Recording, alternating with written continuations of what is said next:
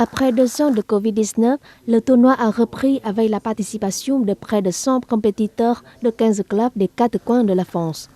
Pratiquons le vocotuel, donc l'art martial ancestral du Vietnam.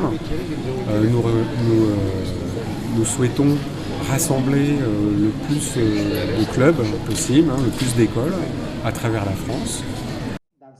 Selon l'ambassadeur du Vietnam en France, Lý Toàn Thắng, la présence d'un grand nombre de compétiteurs à la Coupe de la Fédération de Võ-Cổ-Truyền Vietnam de France prouve la vitalité des arts martiaux vietnamiens ainsi que l'attachement et l'amour que les amis français le portent.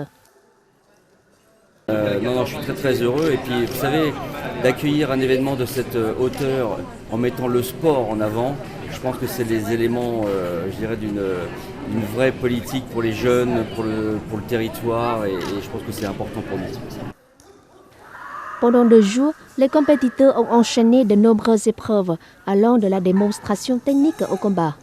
En plus des performances à main nue, les exercices utilisant des armes telles que bâtons, sabres, épées, hallebardes, couteaux et éventails ont été habilement exécutés pour le plus grand bonheur du public.